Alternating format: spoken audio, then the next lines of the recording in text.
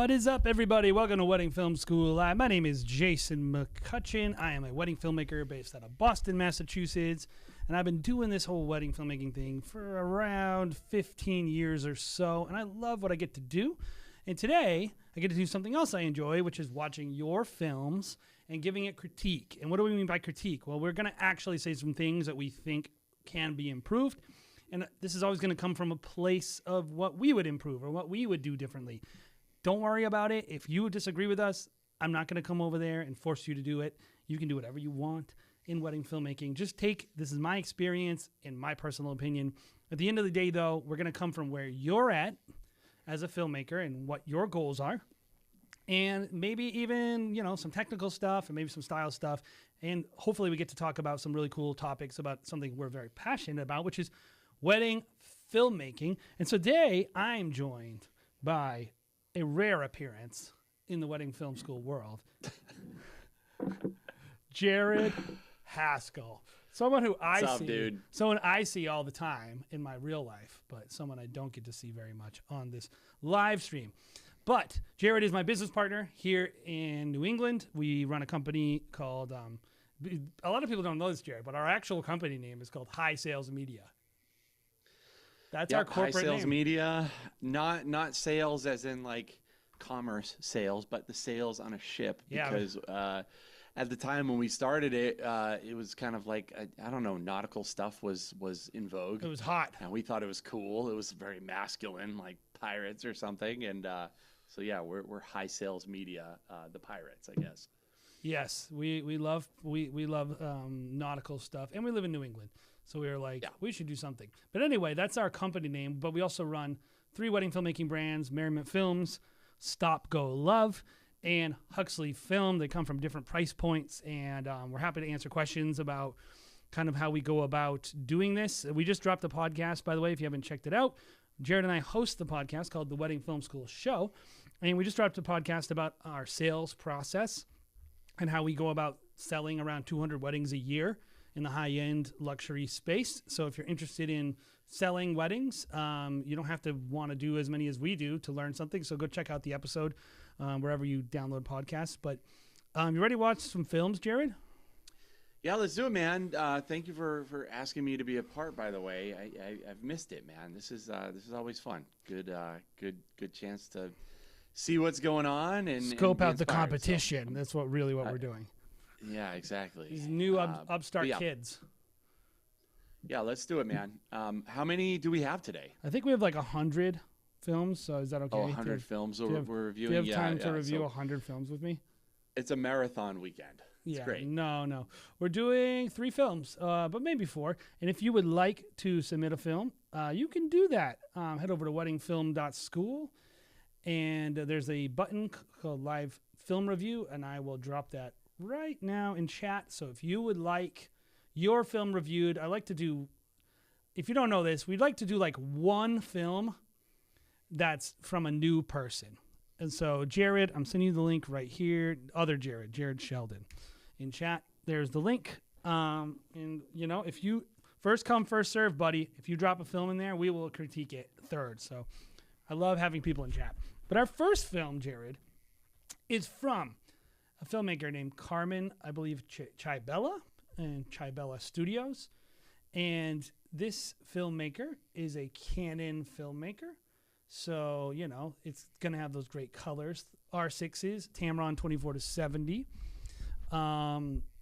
They'd have upgraded, they let us know, to R5s now.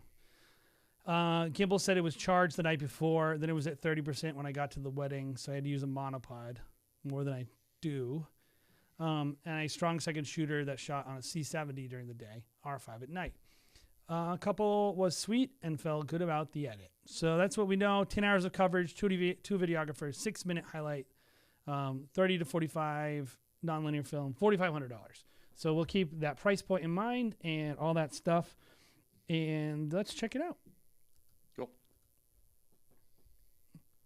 And let me know if it's how it sounds out there, guys.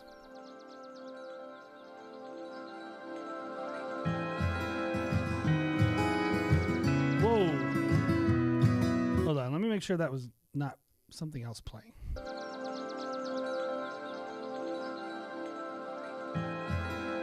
All right. There's one thing I'll be critiquing.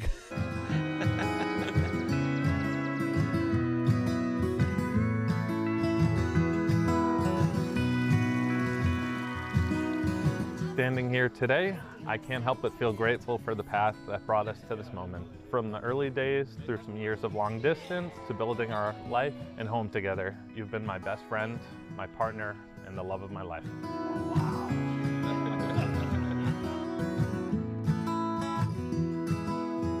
Matt, today is the day that we get to officially join our lives together. You've already become so interwoven into the fabric of my life that it feels like such a natural transition. There's a quote that says, "It's amazing how one day someone walks into your life and suddenly you can't remember how you lived without them."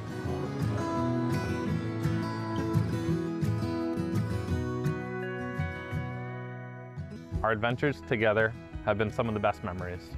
Whether we're planning a trip or simply enjoying the moment together, it's in these experiences that we've created memories that will last a lifetime. I cherish every moment of discovery, laughter, and growth that comes from exploring life with you by my side.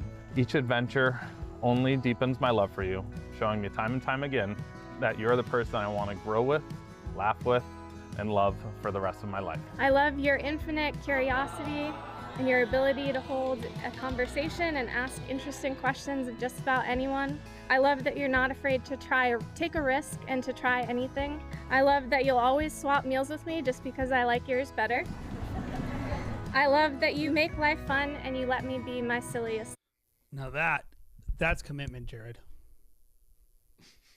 That's commitment. Like, I literally will not do that with my wife.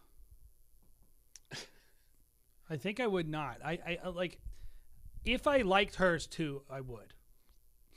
I wouldn't. I would tell her, like, listen, I told you to order this. Dude, honestly, I wasn't even listening to the vows. Well, if you don't listen to the vows, then you're an idiot. So. Yeah. I mean, yeah. Sorry, dude. That's like the last thing I'm paying attention to. Well, what's like funny is like that is how you end up like watching wedding films a lot of times, because it's like, it's not like blah blah blah blah blah blah something about something dumb I'll do blah blah blah blah. It's all just it's like, and it's what you have, so it's like what you use. But dude, anytime I hear a bride saying vows about anything, I literally don't hear anything at all. What's the thing about this frame that bothers you the most, Jared? This frame right here, the top of that guy's balding head right there. That bothers you more than the incorrect lead? Yeah, there could be more lead room on the right side for sure. It drives me nuts. I'm like, why am I looking at all I can look at is that bridesmaid. Yeah, but actually, really, my eyes are drawn to that big green blob right in the middle of the frame right here. And yeah, it's just, anyway, it's a very simple thing, but I do think like composition is really important to storytelling. Yeah, so. Sure. I mean, whatever is going to distract your audience. I mean, that's something that as filmmakers, I think we would think about first and foremost. But you know, it's the unsaid things that matter to people. And it's happened to me too, by the way, where you compose it and then the couple stands in a different place. Yep. So, but if there's two videographers, you should be able to lock that down, I think. The problem is getting your second videographer to have good composition. That's always the trick, I think. Well, I mean, I think just explaining, put the couple in the middle of the frame and show the person who's officiating. Yeah. That's pretty simple. Yeah, because ideally, she's on the right third. She should be on the left third. Yes, and because there's an officiant right there. You can see them creeping in on the far. Right. And usually, I call this a 3-shot, and I usually like to have the officiant in the shot because it doubles as vows for the bride, but then also the person speaking, the officiant, you want to be able to see them too. I'm assuming that you'd want to use that shot more than the bridesmaid or the guy's balding head. So yeah, I would say that's a bother. I actually didn't even notice the officiant there until you mentioned it, but yeah, thinking. I just assumed there was an officiant there and that they were cutting off, and I was right. So. Yep. All right, let's keep going.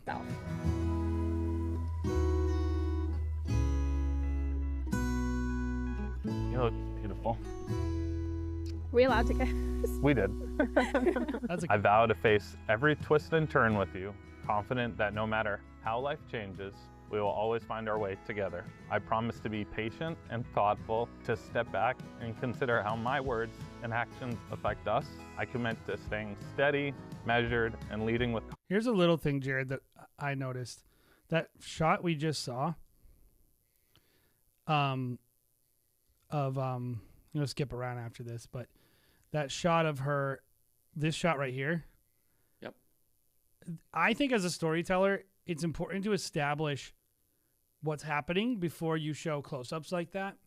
And I think I would have started actions affect us. this frame first, then go to the close-up, because in reality, that's a very weird way to hold your hand. It looks fine there. It looks great in the shot. And if you cut from this to a close-up, it would make sense. Yep. But my very first thing is, why is her hand like that on his face? And then I see the frame, and I'm like, oh, okay. So, well, and a lot of times we as filmmakers kind of make decisions based on what we like and less about what the viewer experience is going to be.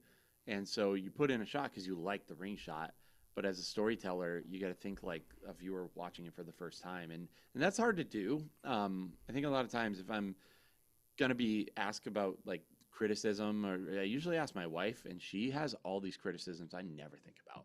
Like, why would you show the bride this way? Like me as a dude, I think a lot of filmmakers are this way too. It's like you show a woman in a way that there is not flattering to them. And so it's important to learn what those things are. I mean, how many times have you heard brides say, "How do my arms look?" Yeah. Do I look? I would never even think. It's never crossed my mind. Your arms look like arms. Your like arms now look I do. exactly the way they did on the wedding day. They exist and they're there. And you have arms. You know, like I don't think like, oh, you have fat arms or not fat arms or whatever. Yeah. Or like it's like, do you have fat arms? No, I don't have fat arms, but they look fat. Yeah. You know, you have to think about like how people think about this stuff, and like if someone's doing something weird or awkward, or their hands are in weird ways, or their faces. I always critique like the way grooms kiss. Like if a groom's like looks weird with his kiss, he's not gonna like how the film looks. So anyway, that was just one little small thing I noticed. To staying steady. So let's cut a little bit. Life is better with you by my side. By the power vested in me by the state Vested. of New Hampshire, I now pronounce you New Hampshire. husband and wife. Matt, you may kiss your beautiful bride.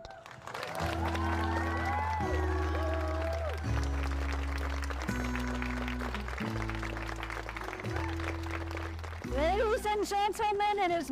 This checks out, by the way, from New Hampshire. This is definitely New Hampshire. I was going to say, those sockeyed Susans looked very New Englandy. Yes, so, yes, yeah. I love it. my honor to present to you for the very first time as husband and wife, Mr. and Mrs. Rivers.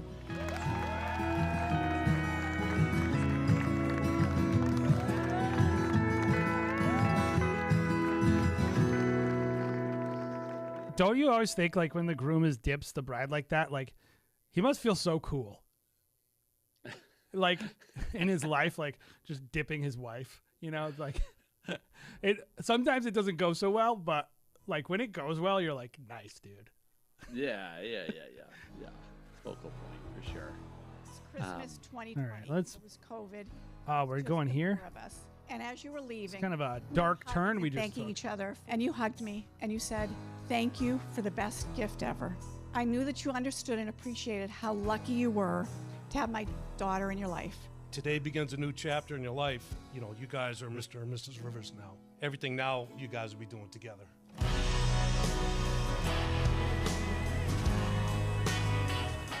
Life moves fast. 1 minute you're 15 playing video games on the couch, the next minute you're 30 buying houses, giving wedding speeches. So to Alicia, I say good luck. I'm tired. I've done this for 16 years. It's your turn. He's all yours.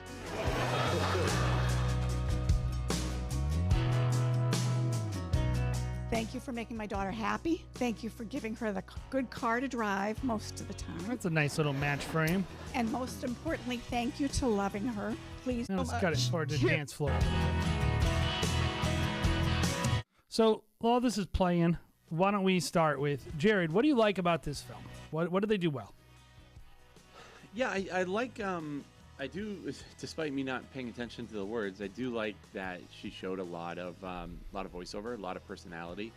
I think she's telling the story of who they are pretty well and who their family is, and they're gonna love that. Family members are gonna love it, and they're gonna love hearing from the people that they love. And I think across the board, the audio quality is pretty consistent, minus the officiant, screaming into the microphone, announcing their marriage for the first time. It's consistent across the board. I like their use of voiceover. It might be a little bit. There might be a little bit too much, but overall, I think she told the story of who they are really well, and I feel like I know them fairly well based on the shots. The thing I liked about it, one of the critiques I have about a lot of people's films is you can tell like they've been watching a little too much Ray Roman or Sculpting with Time or whatever, and they're bringing like this overly dramatic energy to the film that doesn't match. And you just watch the film and you're like, this is weird. Well, this couple's in New Hampshire, and like I felt like these are not my favorite songs. I'm not sure I would have used them personally, but from a standpoint of like, it felt like this person like made a film for their couple. Right. Yeah. Like it felt like it kind of matched. It was very nostalgic. It was very personal. It wasn't like overly fake dramatic where you felt like you were injecting yourself into the film. It didn't feel like that at all. It felt like the couple was entirely the focus of the film. And so that helps people focus when they're watching the film, is like, what am I watching? Who am I supposed to be paying attention to? And I felt like I really understood like who this person was, their vibe. It felt very personal and like down to earth, and the music helped that. Like, I'm not a big like kind of whatever kind of country that is, but I was like, yeah, no, that makes sense. Twangy. It's twangy. They're in a barn.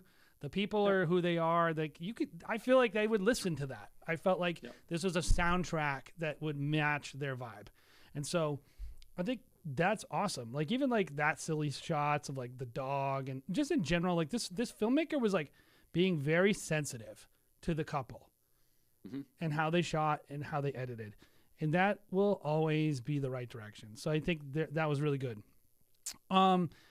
The one thing, let's talk about things we think they could do better, because I think a lot of the mistakes they made, to me, are more shooting mistakes. They made like a fair amount of kind of exposure errors. There's a lot of times where they're super overexposed.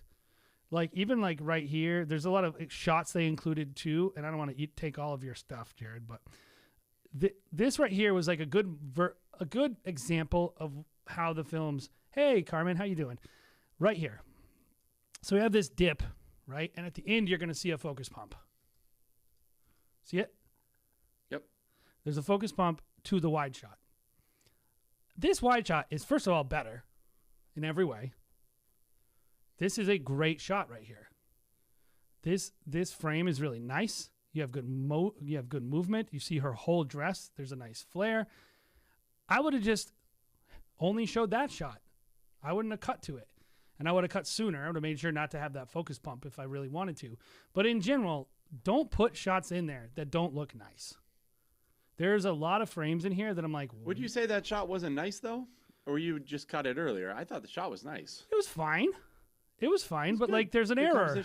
There's an error with the frame, though. Right. So you don't have to include it. It is nice.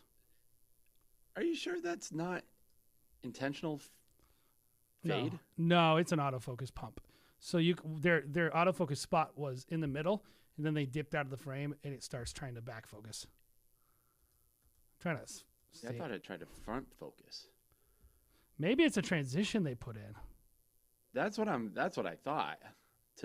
I don't know. Be interesting. Either way, I think that maybe if I'm misunderstanding what you were trying to do there, fine. But there are a lot of frames in here that are just not great frames, and I think you shouldn't include them. And just watching your exposure, but that's just me. What about you? Yeah, there was some multicam differences in color, which like the cameras didn't match. Honestly irks me about the stuff that our team does too. I'm like, dude, match color, man. Like, I don't know. It takes me out of it. Like, I think it was maybe was their first look, or there's a moment where it went from camera to camera and the greens are just different. That's the main thing I look at, is like skin tones, and then what are the greens doing, which could be the difference between a camera. I guess the first kind of round of critiques is maybe talking about like you said, talking about mistakes, which I thought there were a few, like you said, exposure mistakes, white balance mistakes. Something that I personally don't like a lot of is like backlit images from indoors, putting people in front of like a window, like that's the shooting perspective, that I just don't like the look of. And it's not, just to clarify what he's saying not saying he doesn't like backlight. He's saying he doesn't like super overexposed backgrounds, backlighting people in super dark spots. It's that wrap around people, where the background is just super overexposed and it just wraps around your subject. I think it's kind of a low quality look. It looks like you're not in control. Yeah. And something that I've noticed and found success with lately, especially like, we'll shoot weddings at a country club. I shot one at Gibbet Hill just a couple weeks ago, and I find now when I'm talking to a photographer, I'm like, hey, this is tough for me. What about you? I find that a lot of times photographers agree, and then they go, what do you think we should do? And I'm like, I would take them outside for the champagne toast, because they're literally right next to it and the lighting's going to be way better. And we can front light them, and we don't have to put them in front of this random window. And if I do have to do that, then I just don't use it in the film. Pretty plain and simple, because I just don't like the way it looks, and I think it makes it look. It's kind of similar to what I was saying, right? It's like, if it doesn't look good, don't put it in. Don't put it in. Yeah, maybe, you can do the good old-fashioned put everything in slow motion and use less shots and put more in slow motion to be able to highlight more quality shots.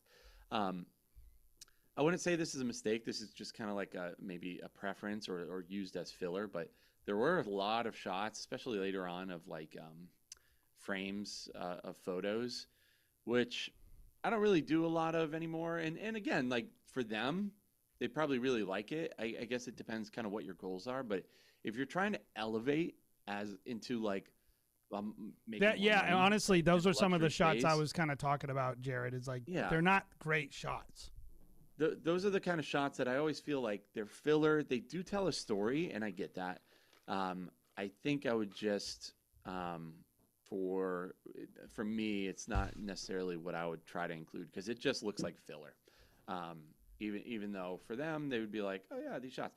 I also don't think people expect shots of their, grandparents and video of pictures. In video of pictures. I don't think they really expect it. Honestly, whenever I shoot something, I might shoot it, but as like in case they ask for it, I have it kind of thing. I try to shoot it. This is what I would say. It's a similar advice, but it's maybe a different perspective on what you're saying. What I try to do when I see something that is lame, not lame in like this meaning standpoint, but visually lame. It doesn't look great in itself. I try to challenge myself to say, how can I make this beautiful? Mm-hmm. How can I take these pictures that are meaningful and either light it or use foreground? How do I make it interesting to look at? And I think like that is the skill that you have to strive for, is like, how do I take something boring and make it interesting? Like you can shoot pictures of people in an interesting way. But that ain't it. That's all. Like, and so it's like, I think like if like you could have taken them off and put them by a window, or like done a flat lay. Like, I'm just saying, like, give yourself freedom to try to make things more interesting. But anyway. Yeah.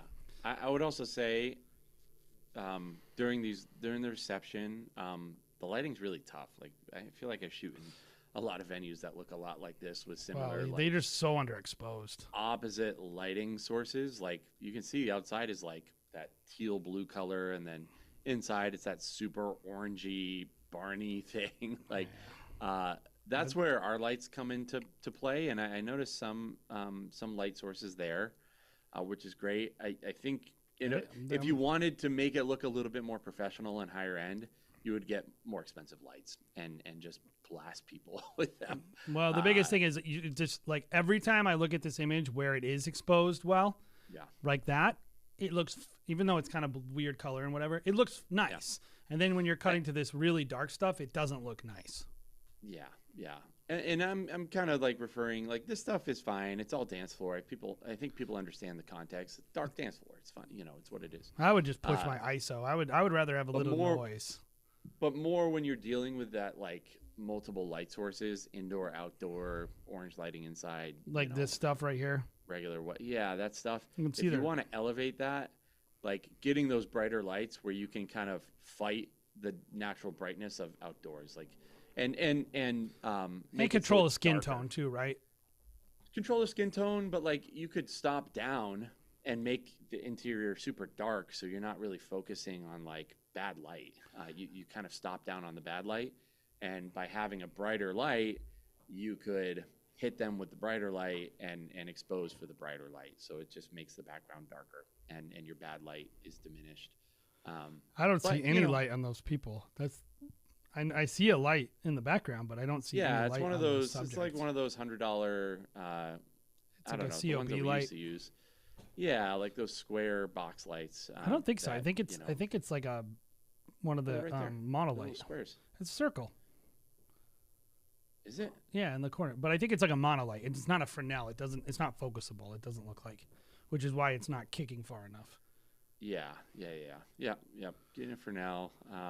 But you know that's a decision to make. Like sometimes it's hard for me to do like real critiques because I'm like, what are your goals? Like, do you want to? If a lot of people will do great, shooting a bunch of these weddings every year. I think everyone wants to charge more, and so if you want to charge more and have a higher quality look, I think lights are an easy way to do that. And understanding lights, that's overexposed, that's focus pumping, The dance floor was honestly pretty weak, and so I think you can improve your coverage of that. And but your romantics are really nice. Your audio choices are very good. Yep. This is a good film and good work, and keep it up. So our next film, I think for the price point, that's a great film for sure. Now this one we might get copyright striked because it says "Born to Run." So don't threaten me with a good time. Baby, I was born to run. Can they copyright strike you for just singing the song? Do you know about that? I think they'll try to get away with anything. Nice. Sorry about the buzz, by the way. I got some interference over here, but anyway. I never ask you about buzzes because I'm not sure if it's just on my end or. No, it's here. It's just there's something wrong. I don't know what. And I always forget to fix it. Anyway. I love live streaming. Yeah, or just editing in general, doing anything with video. It's just all. You're always making compromises. So, shot on A7S III, mix of gimbal and handheld. Love the feel of this and tried my best to make it authentic to the couple. Fun. This is NB Films. So hopefully it is fun and authentic to the couple, and that's what we will judge it based on. Cool. Joyous of occasions and the joining of two lives with Zachary and Emily. I feel like you guys want to kiss already. Oh, we watched this. Literally a sister here. You guys, hang on. Weird. It got submitted another time. Okay, we're going to not do that one because we already watched it. We're going to do Eduardo Takayama. He says, link to song, don't have. Sony A7 IV. I'm Brazilian and my English is very bad. One video, 3 to 8 minutes. One video, 25. 3 reels for Instagram. That is what this person did. Let's watch the film. This is apparently Shawn Mendes. Hopefully it's Shawn Mendes getting married. That would be cool. Biz and Kevin.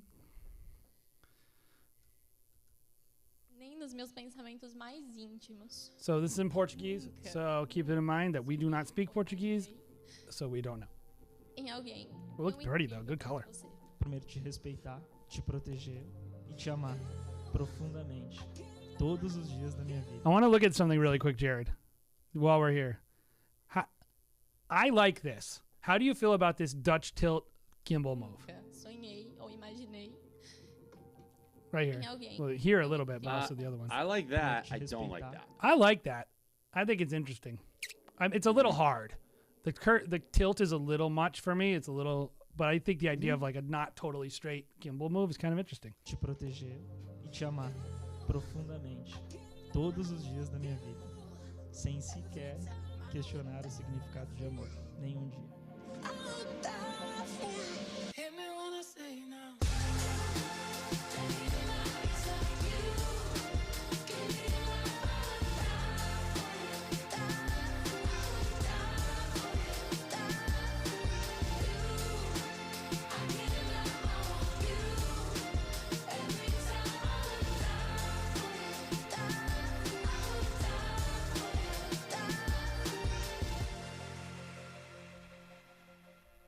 Eu sei até que pode parecer um pouquinho clichê, mas eu juro que é muito... Since we can't understand this, I'm going to skip.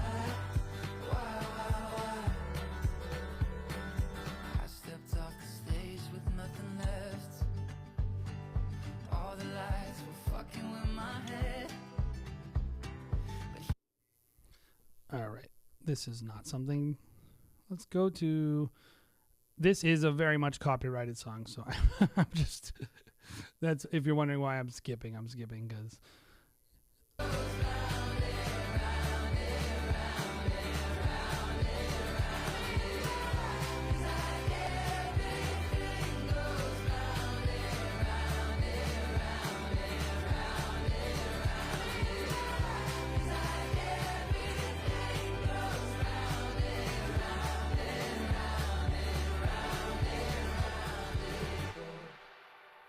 This thing is making me feel seasick.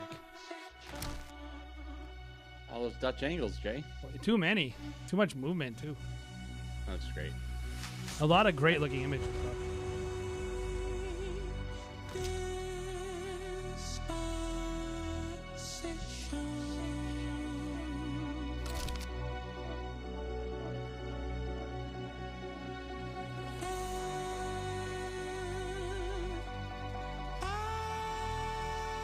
Okay.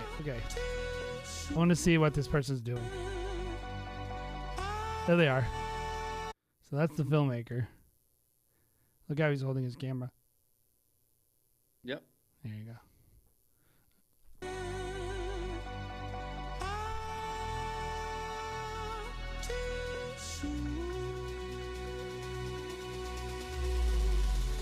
That's cool. I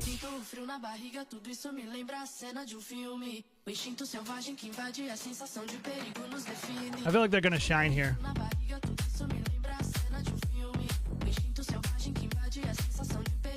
Spinny transition, huh? Their shooting style is like good creative ideas, though. There's a lot of good creative ideas. I think they just have to like rein it in a little bit. But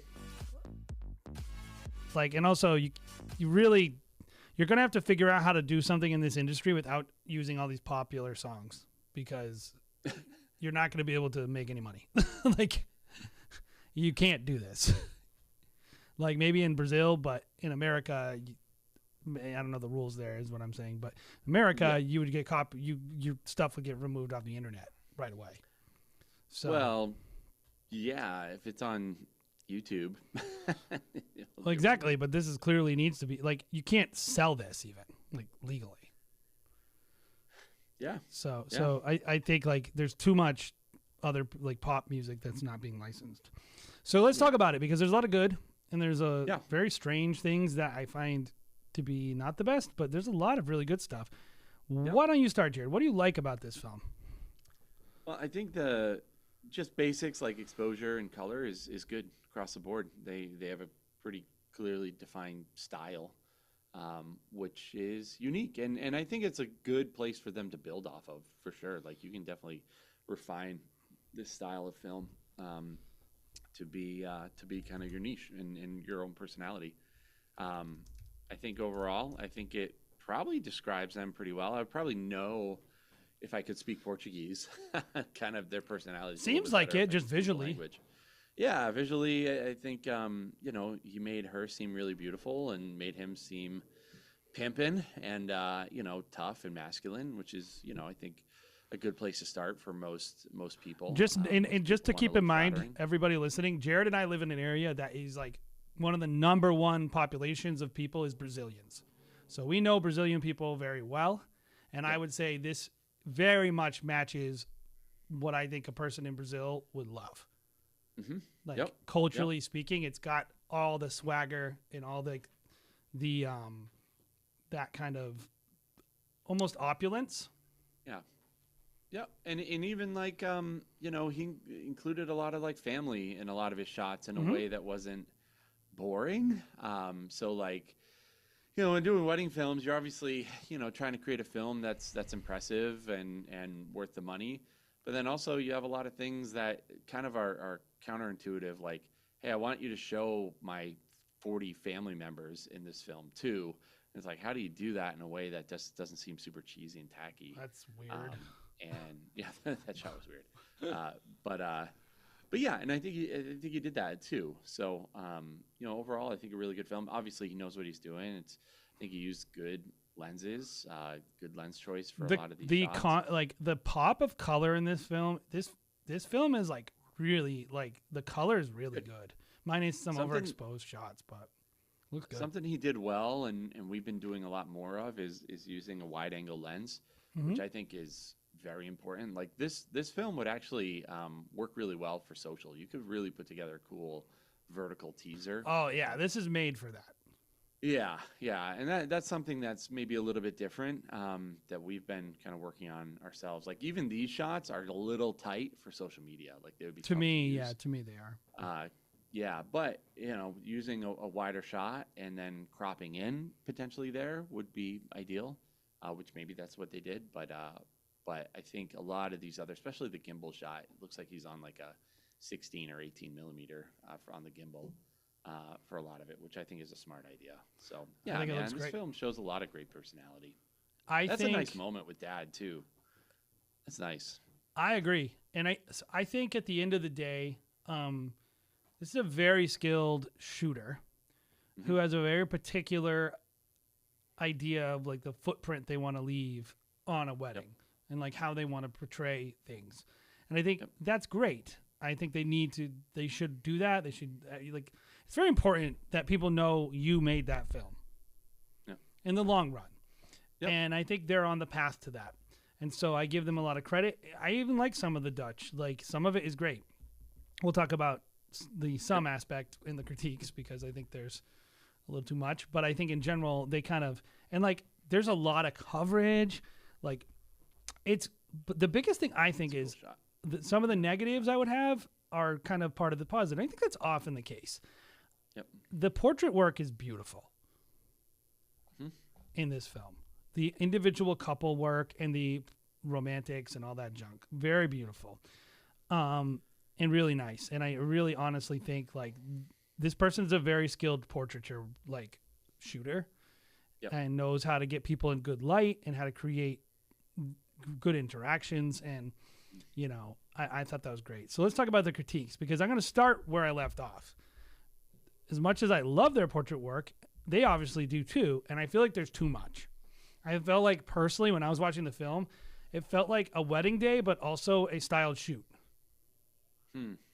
Like because it just felt so removed from the venue that they were just in? like all the getting ready, they're like by themselves. They're all by themselves. Like minus like her eating that was like a real moment, eating the thing, but like all these like posed moments with tons of good light and all these like it was in the middle of the day and like maybe that's their style. So it's maybe just a personal critique. I felt like kind of removed from reality when I was watching that stuff and it didn't feel great to me. It felt like almost weird. I was like, this is weird. Like these people are just standing by themselves in front of like 18 different walls. Like endless posing, endless amounts of like editorial looking stuff that I felt like just took me out of the day. And maybe that's your style and maybe that's the market demands, but it's just my personal preference. And then I think you can kind of like take off where I'm going to leave here, but like the Dutch tilt, which is, if you don't know what that is, it's basically like, you know, a shot where you take your camera and you tilt it. And it's very popular, especially in the photography world right now. Like we were shooting with someone a couple weeks ago, and it was like the most Dutchiest Dutch thing you've ever seen. Just whipping the camera out, whoops, Dutch, like, and the photos are beautiful. But I think that kind of stuff doesn't work as good on video. And I think a few of them here and there are very nice, but it was really extreme. And you couple that with how much motion you had, and it almost was like I said, it made me feel kind of seasick. Like I felt like the film was like spinning. So that's mine. Yeah. I think I don't have a problem with the Dutch. I think it's the intensity of the Dutch. Maybe and do you think they use it too much too? Yeah, I think so. I think so. I think, you got to think about what the intention of anything you do. What's the intention of that? Like, what would you say? Like, what does it do well, and what does it showcase well when they have Dutch like that? Is it just that it's unique? Is that what makes it interesting and cool, or is it like, are you just framing it better? Like, that should be the intention, right? Like, you're getting, like, a lot of times people are different heights. Generally, dudes are taller than the girls. Having a little bit of Dutch kind of evens that out a little bit so you can see more of their faces. Like, sometimes when I'm shooting a really short bride, I'm just getting the top of the dude's head. If you Dutch it a little bit more, you can probably maybe get both of their faces in there. Like, what's the intentionality of it? Or is it just like, this is a style choice? And if it's a style choice, just, know that it's intense if you're using it over and over and over again. I would also say with a lot of those Dutch shots, it feels even more seasicky when you kind of have a little bit of like a walking wobble, yeah, the motion is what it like does steps. For me. So if it's crisp and clean, you're going to notice it a little less. But if you're, moving and it's Dutched and there's compression on your lens too, then it's a little bit more, noticeable and hard to bear.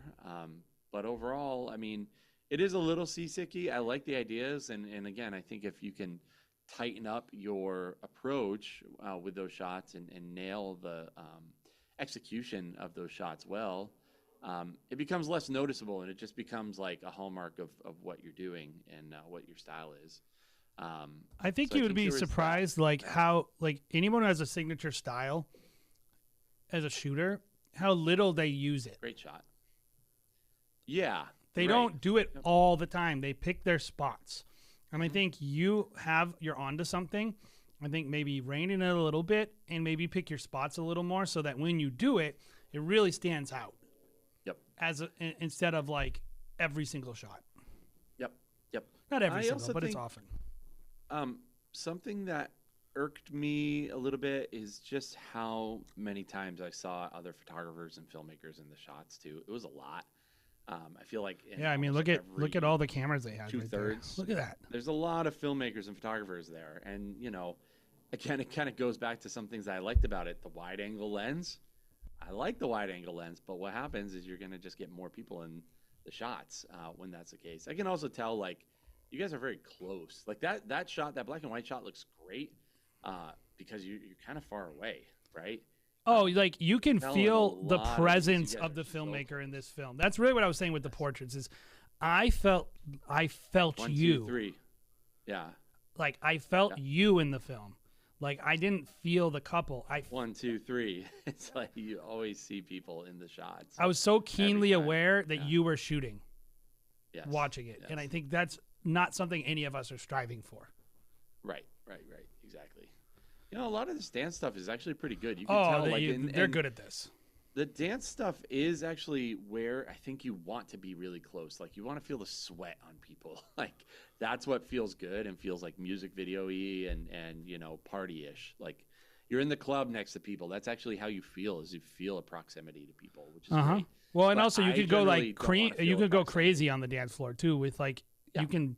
That Dutch is like actually really effective. The transitions are pretty bad. I don't like those transitions. They look very cheap. But I mean the actual shooting, I agree, is awesome on the dance floor.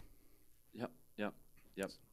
So overall though, it's a good shooter. Did they say how much they paid for this? No, Yeah, they good didn't. shooter. But I think if this person gets a little bit, you got to work on your taste and your palate, and being a little more refined and a little bit more restrained. And it seems like counterintuitive because I think if you're good at something or you think it's fun, you want to do it all the time. Yep.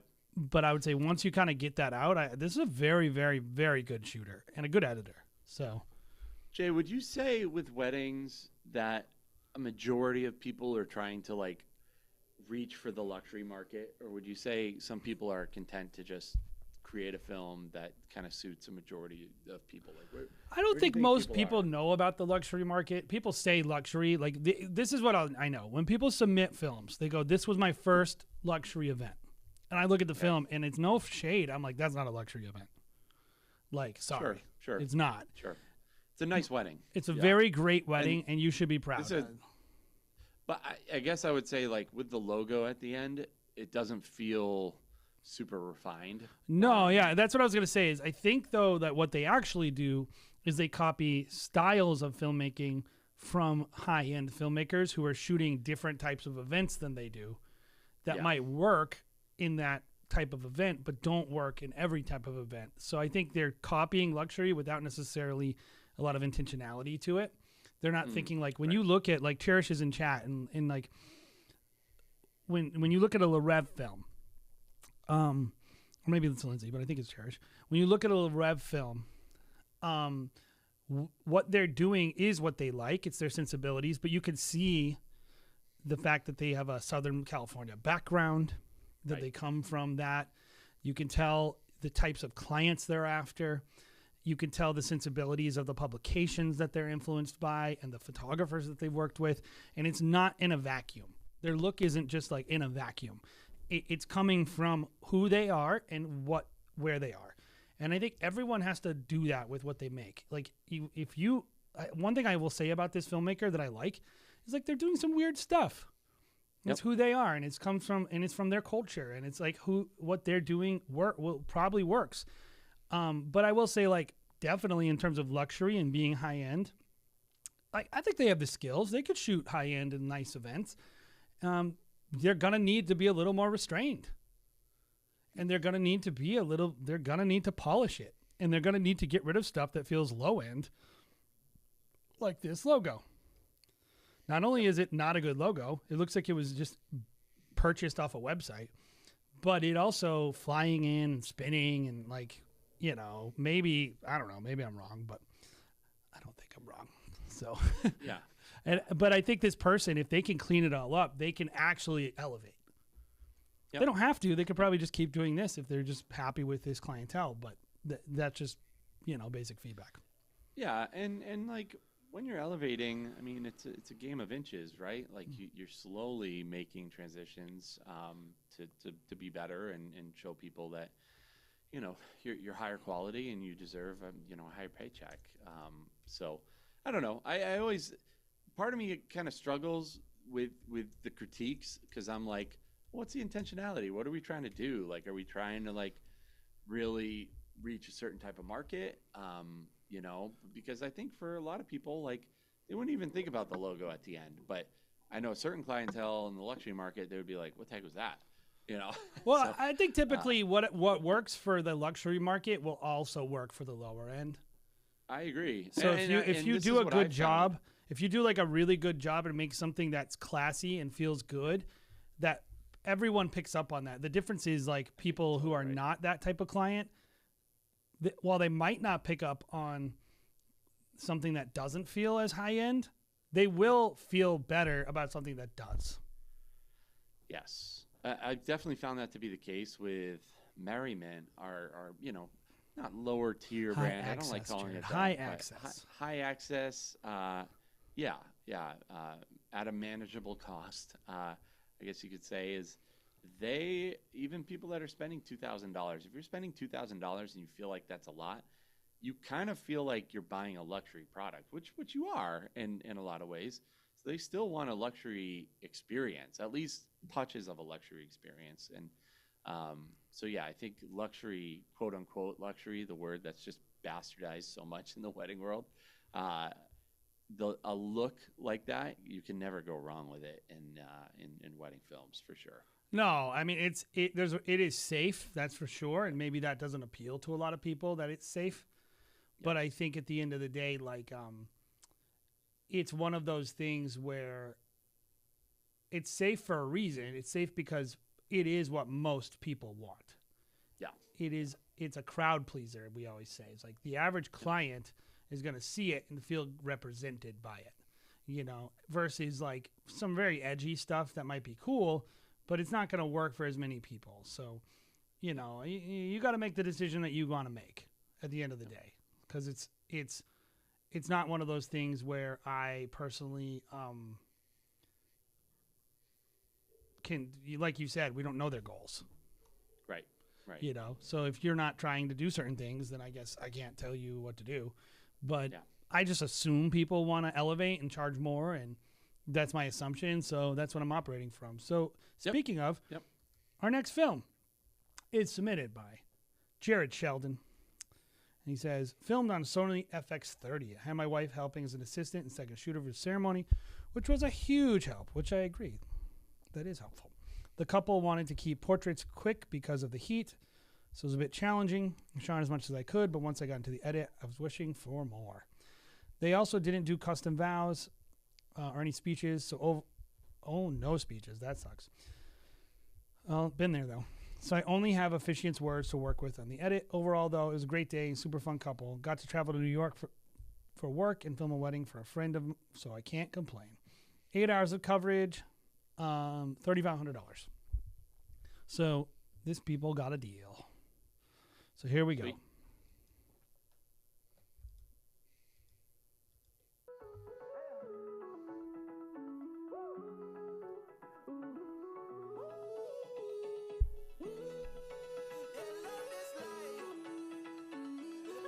That place is sweet.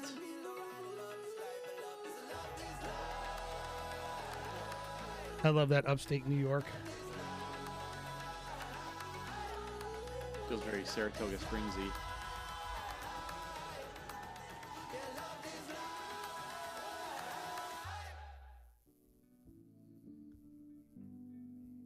We are gathered here today to witness the union of Caitlin and Michael, who have chosen to share their journey with us. Today marks a significant milestone in their love story, a story that began in the most unexpected of times. Can't use this song. In 2020, during a time of uncertainty and isolation, Caitlin and Michael found a connection that defied distance. You want to just mute it? Their journey began with daily phone calls. Nah, where they I'll shared just stories endure the and dreams. demonetization.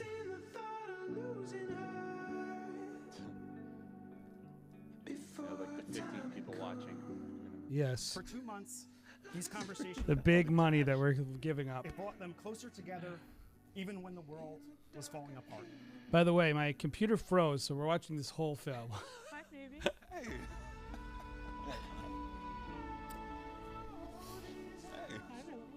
Long time no see. You're beautiful, honestly. Their first meeting... What a manly voice that guy That has. profound picnic. Yeah, dude. This place is like a Ralph Lauren campus. And the Sick. sparks where they had flown through their conversations ignited into something that was I truly love the way special. this place looks. Yeah, it's pretty dope. It is a love that has withstood Jared's putting it on his list. pride in the small Aiden's sitting there, putting it on his list. Both of you are competing for the same weddings. to this day where they chose to commit to a life. Look, the same thing, man. It's like a weird composition. Are we just cold-hearted that we just don't really care about the bridal party standing up there when we shoot? Today, we celebrate that love. I just never show them. I don't care about showing them Wonderful years. during the ceremony. I'm going to turn it down a little so I don't. So, as we're watching this, I can see where they are, why they're struggled a little. Because it is lacking a little momentum because of you can tell it was a very short portrait session. They didn't have a lot of options. And then also, the no toast and all that junk. So, No getting ready either. yeah, that's true. But I don't know if I hate that. I don't care that much about it. I think it's just like they don't care. Yeah, I look at it and I just think like, all right, so we're dealing with. I would have made him move that speaker, by the way. Yeah, the one that's up front. Why? Why would you do that? I hate it when people do that. I will have any argument with any DJ about that. In a nice way, but like saying like, hey man, can we not have that directly in front of the audience? Oh, sound. I don't really care how it sounds, and neither do they. No one cares. The pictures matter more than the audio during the ceremony. I'll say, I like that this person is doing a lot of cool stuff with handheld. I think as a handheld shooter myself, I think you can always get better at it. But I think for this type of film, it just feels kind of right. This place is awesome. That place is sick. Yeah, dude, that room is cool, dude. Yeah, man. That place is awesome. Can you imagine if like they're using a good light? The planners, some of the planners we worked with would kill that place. Yeah, dude. Sorry, you're hearing Jared and I start to. This is we're hatching a plan. I'm not gonna get you this. Oh, there it is. There it is. It connected again. All right, the glitch went away. So now I can. Small wedding. This is nice. I wish my wedding was like this. I like this wedding. Me too, dude. I think this is a really, really cool spot. I'm gonna turn it up a little.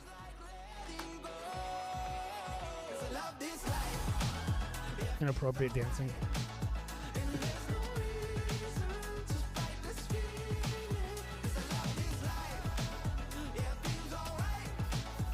What is that? Oh, that guy brought his own antelope or something? That's a good catch, though. Oh, that's not good. That would make me tick, dude. What was it? It's just all the cars are parked directly outside. You can see every car.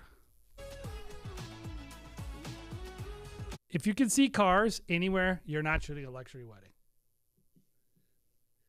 Dude, that place is sick. Yeah, I agree. I mean, it's definitely, I don't know. It just has a good personality to it. It would be easy to shoot really well. I think that's what I see in the film is like. Yeah, it's well manicured. The ideas are nice. Yeah, I like it. Ice cream truck is cool, a cool touch.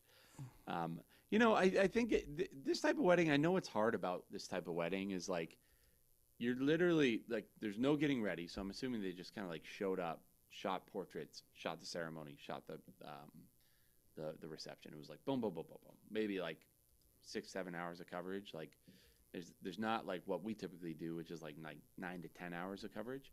And you're in one contained space that's just like in that little white fence area. It's like, how do you keep on making original and unique content in a world like that, where you know there's probably not a planner, right? It's all kind of done internally. Well, okay, but you said something. The florals are great, nice. but you brought up something, and this is the key to being a great wedding filmmaker that people miss. The first thing you said was very Ralph Lauren. Yeah. What is that telling me? It's telling me you are up to speed with not just these brands, but you know how their brand looks. And when we got to the venue, we think we should shoot it like a Ralph Lauren commercial. How do we do those compositions? How do we pull into that nostalgia, that Americana that comes with Ralph Lauren? Yep. If you're a person that's just like cameras, you're gonna struggle. Your art isn't gonna shine as much if you become a cultured person who pays attention to this kind of stuff. And exactly what Jared said. Jared has an advantage because he knows the difference between how Ralph Lauren looks and how Tom Ford looks. Right. But I'll even take it a step further. Like, I know the fact that Ralph Lauren had their runway show this year at a horse farm or an estate in the Hamptons. Like, that is what they're kind of like going for. And do I go out of my way to do that? Not really. It's just like, I just see it. Like, it's the circles that we're in. It's like, you put yourself, I don't know. That's just immediately what I thought of is like horse farm, manicured, those lines that are super just crisp and clean, and like the white picket fence that you don't see anywhere in Europe, like, or really anywhere else that It's I a know Northeast of. thing. Like It's definitely a Northeastern, farmy, Pennsylvania, upstate New York, not even Vermont, not even New Hampshire. That is a very specific to like upstate New York. I feel like, or New York in general, like Hamptons, you'll see a lot of that too. Like maybe on the Vineyard a little bit, Nantucket, but it is a very specific kind of look. You got to be a man about the world, my friend. Yeah. And that dude is very Ralph Lauren too, by the way. Like even his choice of a blue suit, like they're very intentional. Like or maybe she chose it for him. Well, even look at it, the spread on his collar. Yep. Or the way he chose to, he's not like. And the fact that he chose to have a beard that looked like that, like it all ties in. And then, floral choices, I think, tell you a lot about, a person's style and preference too, which is like, she's very whimsical, a little messy, but also just put together. Well, they're also going for colorful and poppy. This is a wildflower bouquet. They're in a farm. This entire vibe is that it is exactly what you're describing. Even her dress, it's a little, I would say, fairyish. Yep. So there's a lot going on. There's a lot going on here that will tell you how to shoot and how to edit. And I do feel like there's a bit of a miss with the edit in that all the stuff we're kind of picking up on, I don't feel was reflected. But so why don't we talk about what we liked about the film? Because we're kind of just analyzing the couple and the day and teaching. Right. Honestly, we're just trying to show you this is how we think about shooting weddings and working with couples. But let's talk about this film. I like the fact that it maybe harps on something. Oh, she did her own flowers. That's cool. Great. Really cool. It does have like a DIY kind of sense to it. She picked a great venue with a good base and then just built off of it. And for a DIY wedding, I think she did a good job. The bride did a good job. So really good. These people are obviously like really cool. I like these people. Like they seem nice and they seem fun, and I would want to hang out with them. So I think we did a good job of showing them off. But I probably they have oversized personalities too, and she's probably very opinionated and wants things a certain way. Like you tell a lot of things. Look at those American flags, like everywhere too. It's just so Ralph Lauren. Anyways, I like that they chose to do a lot of handheld stuff. Like at that shot there, even the motion, like it feels good. It was fine. I think it can be dialed in a little bit more, but the creative choice was there that they made, and maybe that's just their like personal preference. But for this type of wedding, I think it works really well. And I think what I like to do, like there, it doesn't work as well because it's a little shaky, and you could tighten that up a little bit more. But I think the foreground can be tough if you don't nail that. Yep, it feels a little bit overexposed to me, and a lot of like that shot is a little overexposed to me. I like to have a little bit more. I just think like they're shooting too low most of the time for me. Like I feel like they should be like chest level. They're shooting up. Yeah. Low shots were tough. And like the first shot where they like push in on them, it starts at a good angle. And then as you get closer, you start looking up their nose a little bit more. And I probably at least would have cut it a little bit sooner. I think overall, like I didn't even notice these getting ready shots beforehand. I guess not really a lot of getting ready, but it's very ugly. The getting ready stuff. It's not. It's not. I mean, sometimes you can't do much about it, but I don't feel like you put them in the best situation lighting wise. Yeah. Cool. So what I liked about the film is all the stuff you said. I think they showed. Their first meeting was I actually wasn't very distracted by the lack. I don't really care about toast and all that junk that much. No. If they're not there, it doesn't distract me that much. Like I'm not one of those people that's like, you have to have toast. How can I make a film? Yeah. It's like if you don't have it, you don't have it. Wow, there's a lot of horse things right there.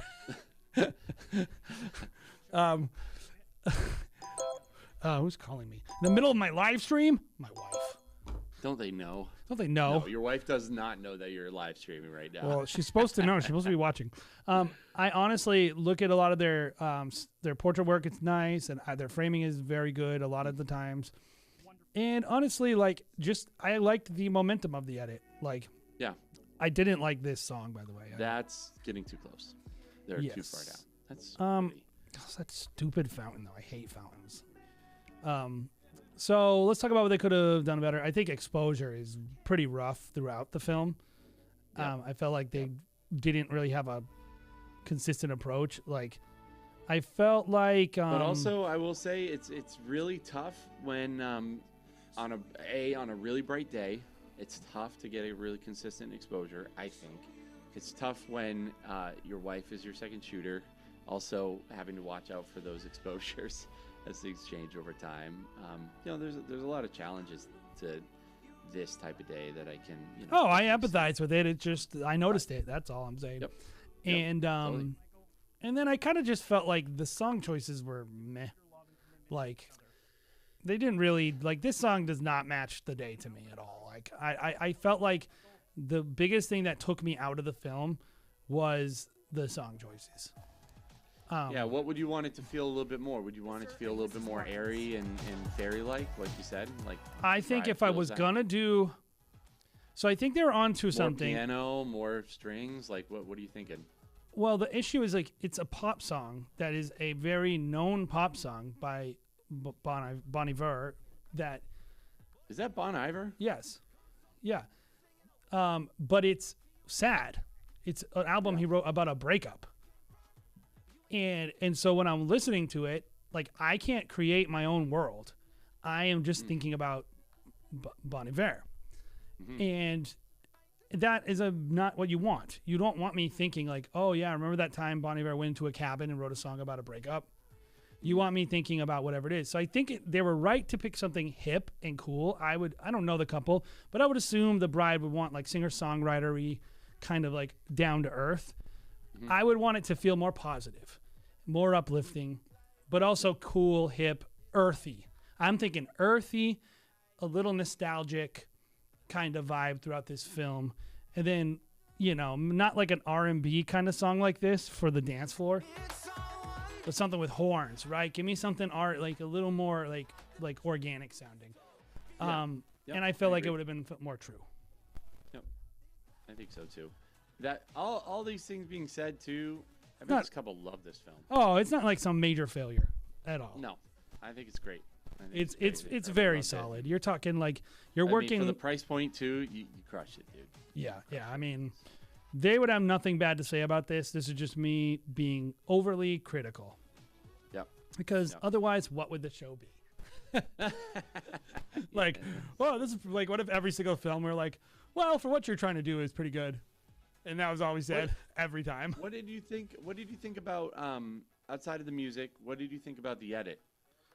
And it's nothing that really stick out to me. Really, it's just bog standard wedding editing. No, not to throw shade. There was nothing that they did that. I love that shot, dude. Yeah, that's the shots, man. But it's also overexposed. It's like if it was exposed properly, it would the be one like, that I'm talking about with the crisp, clean like lawn lines. Yes. I'm such a sucker for a great. That's sick looking. I think that's exposed pretty well. If you're going light and airy, you see the sky. I think I would push it down a little more just to get more color out of that flag right there. Sure. Like I'm looking at this side of this building so much. Yeah. I'm looking at the shadows though, and the shadows seem, it's hard. Again, it's like middle of the day. That's a taste thing too. There's some preference here, like it really comes. For me, as long as the sky isn't blown out, if the sky's blown out, that's when I'm like, way overexposed. Like, you see that, like, I feel like the sky gets blown out all the time, and there's not a ton you can do about it sometimes. So I'm willing to give up on the sky sometimes, but I don't like it when the side of the I'm losing all the shingles. Yeah. Or not shingles, the siding. So I know, because I can't see those lines, that it's overexposed. Yeah. And I think the color on these trees would be better if it was a stop blower. Yeah. You can do it. That's what I'll say. You actually can stop it down and get everything perfectly exposed, and you'd have even more sky. Yeah. It's like that's unique light right there. So I would say go for it. But, no, I think I agree with you. There's a lot of really cool stuff in this one. And dude, I want to shoot there. Me too. Tett's Family Clydesdale Farm. That's so cool. Yeah. It's right next to Legoland, New York, too. So nice. Two birds, one stone. I know some planners who would do a great job there. So there's a Legoland New York. Yeah. I gotta take. Have you been with your daughter? You guys would love that. We're gonna probably go. She wants to go. She has it on her list. She's been pumping towards me to take her to Legoland. Sweet. She's like, Dad, you know there's Legoland New York, right? I was What? I didn't know this existed. This is sick. But maybe you should be a better father, Jared. I know. All my you could daughter is into the what are the big ones? Duplo. Duplo. She's a Duplo kid right now. Duplos She's are only- Legos. So yeah, I know. It's a gateway drug, my friend. I know. Gateway I drug. know. And actually, it's Trust not me, I go- Legos. You have to call it Lego. The experts, Right. The Lego experts. Right, you right, speak in the. Even though I'm always like. I've always called them Legos though. I've Yeah, had no, Legos exactly. since I was If you call it 5 years Lego, old. I'm always like nerd alert. Yeah. You just corrected someone that they called it Lego and Legos instead of Lego, so you're a nerd. Oh my gosh. Anyway, that's it for today, guys. But before we go, I was gonna let you guys know about something really, really cool, which is we got a retreat coming up in February 3rd, and it's gonna be awesome. And I can announce some people who are gonna be at it, and you guys are gonna be the first people to know about the lineup at Clarity Retreat in February in New York City, February 3rd at the Beekman Hotel. We are really excited. We are putting on a retreat that is very much for people who either are or want to be full-time wedding filmmakers who are looking to elevate their own brand and create, really, at the end of the day, refine their vision and get around peers. And so we're really excited to be putting on Clarity February 3rd in New York City.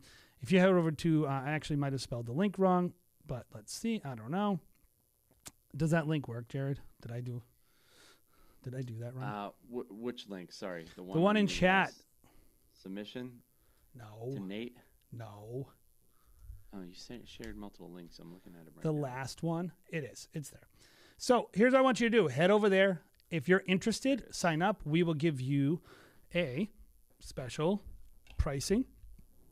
You're going to get first shot at early bird tickets. They are going to go up in December. So you got a month. But here's our lineup. We got Lindsay Conklin from Le Rev. We got Sharon from Fjord Films. We got Ryan Brown from Forged in the North, who's maybe not like as known as these other guys are, but for Jared and I, someone we really look up to. He runs a high-end to luxury studio out of New York, and they do really amazing work. And of course, their style is really cool. We also got Lindsay Landman, wedding planner, out of New York City. Yep. And I am forgetting Julia Kettner as well. Films as well. She's going to be there. We have a pretty diverse lineup.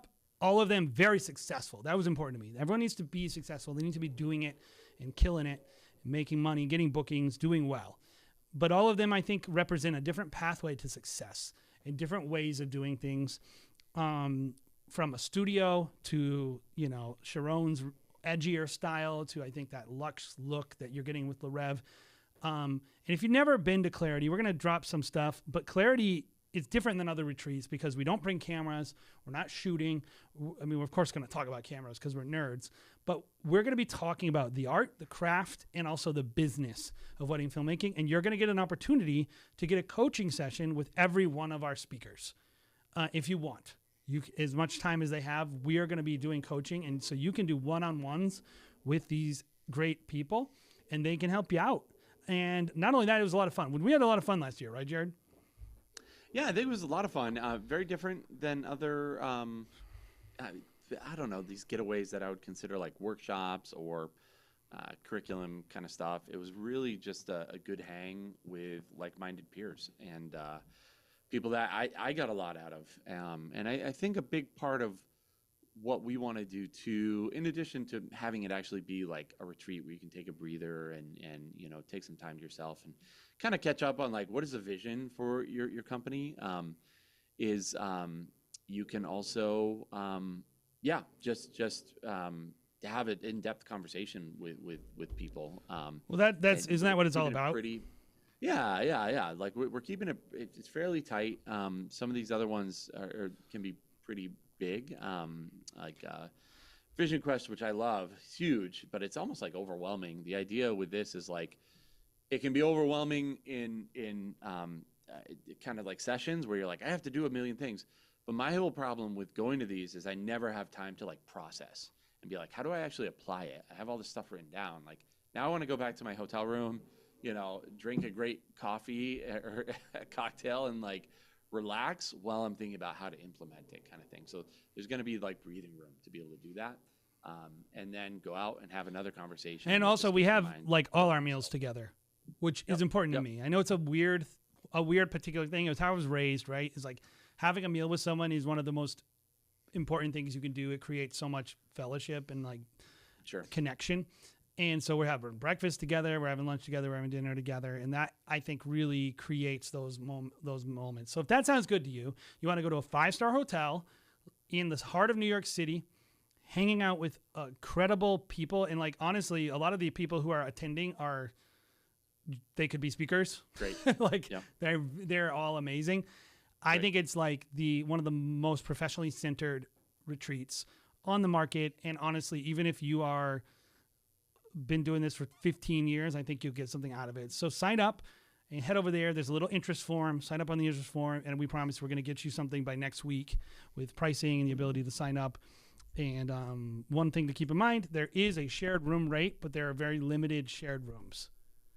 So if you want to share a room with someone else, you can get a pretty good deal, but there are limited. So I would hop on those quickly if you are interested in getting a cheaper ticket and sharing a room with another filmmaker. So I think tickets are starting at for the shared rooms at like $1,800, which is all your food, 3 nights lodging, and all the events. I think that's a steal, Jared. Yeah, it's a steal. But also, you know, getting places we know is really expensive, flights, all that kind of stuff. So I think the main thing, like, we're not making a dime off of this stuff. It's really just like, because we believe in it. We want to be there. We're creating the kind of event that we want to attend with a lot of people that we have mad respect for. So friends of ours, people that we respect and love. Yeah, this is not a money-making opportunity for us. It's really just like, come hang out, we'll all have fun, and, you know, we'll take to the next level together. So we can't wait. Head over clarity-retreat.com and sign up. You're not committing to anything, but you'll get a discount. At least you'll get access. You can think about it in the meantime. So awesome, guys. Well, thank you so much for checking out Wedding Film School and our live show. We got content that we're dropping semi-regularly. It's not as much as we would like to. That will change soon because we have an off season, but we're really excited to get to serve you guys, and hopefully you enjoyed it, and hopefully you got something out of our live film reviews today. We will see you very soon. Have a great day. See you guys. Thank you. All right.